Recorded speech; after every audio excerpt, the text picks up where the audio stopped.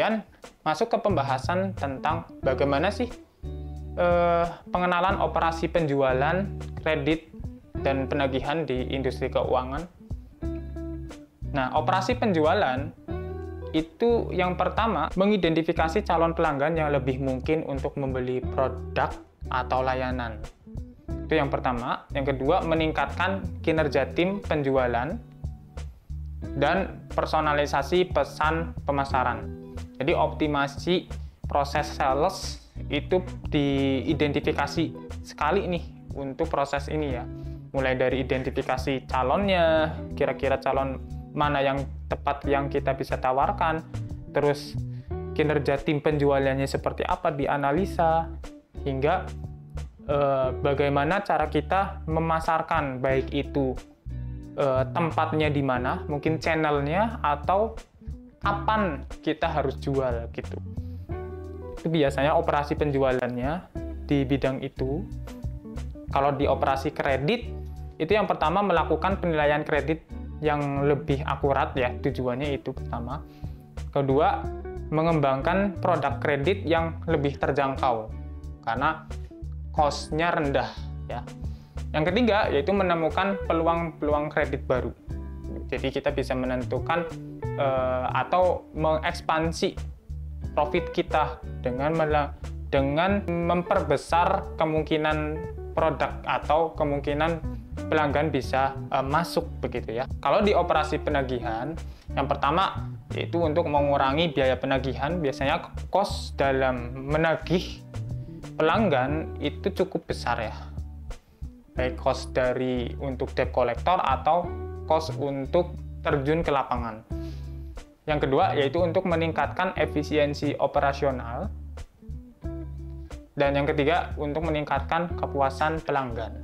Oke, selanjutnya kita masuk pada pembahasan tentang apa saja sih istilah-istilah penting yang biasa kita gunakan untuk profesional di bidang industri keuangan ya.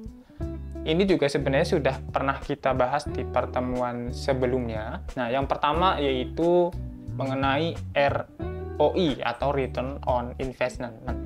ROI itu untuk mengukur seberapa baik investasi atau proyek menghasilkan keuntungan dibandingkan dengan biaya awal. Ya, lebih ke profit ya. Presentase profit yang kita hasilkan. Kemudian ada diversifikasi portofolio. Itu melibatkan penyebaran investasi ke dalam berbagai aset atau instrumen keuangan untuk mengurangi resiko. Ini lebih ke saham ya, teman-teman. Terus tentang leverage. Leverage ini melibatkan penggunaan utang untuk meningkatkan potensi keuntungan atau kerugian. Jadi perhitungannya itu bukan cuma untung dan rugi, tapi kita tambahkan satu variabel lagi yaitu utang ya. Terus ada liquidity.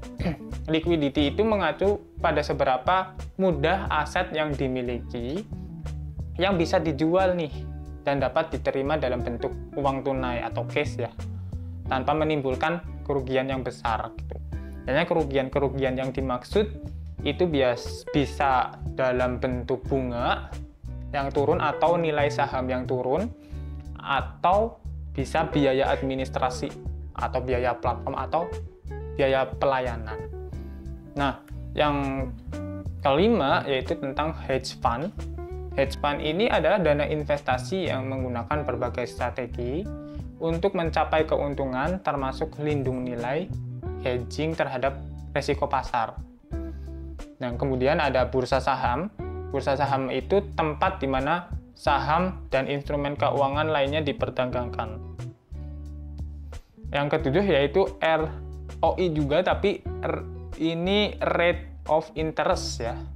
Ini mengacu kepada tingkat bunga yang harus dibayar atau diterima oleh pinjaman atau investasi. Ini termasuk biaya layanan atau biaya-biaya administrasi di luar harga saham ya yang sudah kita sebutkan tadi. Kemudian ada derivatif. Derivatif itu adalah kontrak keuangan yang nilainya berasal dari aset yang mendasarinya.